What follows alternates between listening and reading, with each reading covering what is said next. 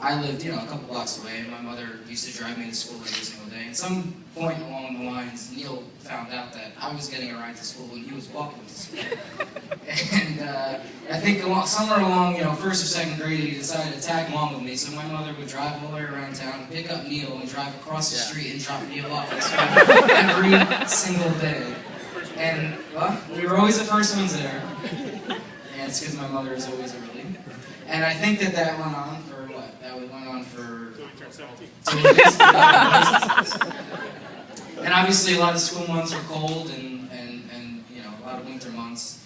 But Neil would always walk out of his house without a jacket on. And my mother would always say, Neil, where's your jacket? Your mother would kill you if she knew you weren't wearing a jacket, because I think Debbie was already off to school by the time we were leaving. And Neil said, oh no, it's fine, I'm not going to be cold or whatever, no big deal. And then, my mother just shook her head and she's just like, I can't believe Neil's wearing a jacket. And honestly, honest to goodness, I don't even know if Neil even owns a jacket. As you can see, he took his jacket off now, and that's basically it. But another memory that came to my head when I was writing this is Neil's epic basement parties. And I don't even know if, I won't get into too many details. I don't even know if Debbie really knows what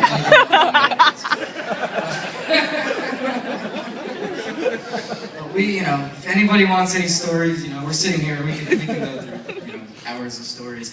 But basically, we just used to go down there and hang out and, sit by the sink, and Mark knows what that's all about.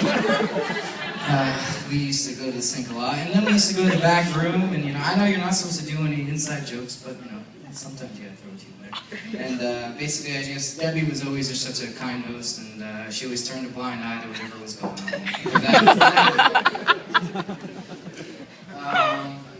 Yeah, I lost my spot here. Honestly, truly, this is a special day for me. I've known Neil for a long time. I know he was. I asked Neil last night just to give me a little background on how him and Karen met, because I honestly, goodness, I've heard the story a million times and I forgot it a million times. And I know the rabbi said it, and then Lisa said it, so I'm not going to bore you with it because I know you all could probably tell us the exact same story. But I do know one thing. Now, Neil said that after they spoke on the phone for 2 weeks, and Karen said, well, let's go on our first date. And Neil said, sure, what do you want to do? And it was a Sunday. And Karen goes, well, the Giants are playing. Why don't we go watch a Giant game? And from that day on, Neil knew exactly that Karen was the one for him. And I think that the rest is history. But, I'm just so happy to be here. This is just an incredible night. I'm just so happy to share it with you guys.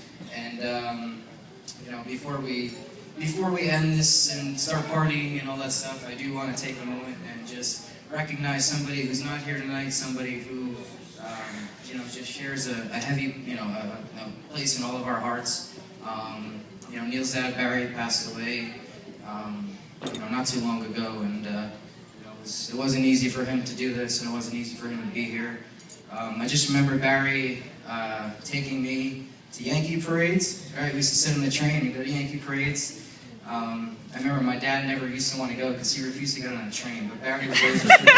And he would, because God knows you can't drive into the city for Yankee parades, so Barry was always a trooper, and he always took off work and took us to the parades.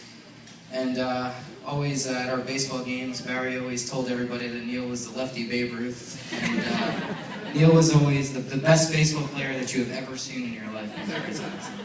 And I know he's watching over us and smiling, and I just, this is a tough day for Neil, tough day for, the whole family, and I just know that he's watching over us, smiling and crying and all that stuff. So, just want to everybody raise your glass again. Last toast of the night, and just say, it's yours, this is mine. Mazel tov, just prosperity and happiness and health, and just to a very happy life together. Congratulations, and I love the both of you very much.